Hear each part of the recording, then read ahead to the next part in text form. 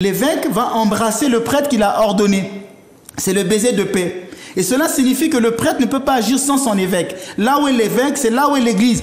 Le prêtre est un collaborateur de l'évêque. Si un prêtre n'agit plus avec son évêque, s'il se coupe de son évêque, il devient un prêtre vagous. C'est presque un vagabond.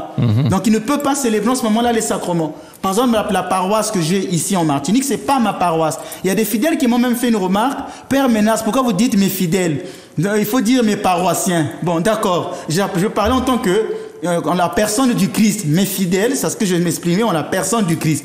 Mais s'ils veulent, mes paroissiens. Mais sinon, ma paroisse n'est pas une paroisse vagous. Elle appartient à un diocèse. Et à la tête, il y a un évêque. Donc un prêtre ne peut pas par lui-même aller créer sa paroisse.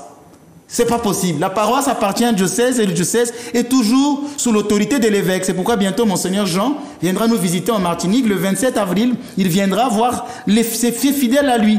Donc un prêtre ne peut pas créer sa propre paroisse. Or, vous voyez que dans ces églises qui pullulent, chaque pasteur, s'ils ne s'entendent plus avec l'autre pasteur, ils vont se séparer, ils vont se disputer. Vous voyez, demain matin, il va créer son église.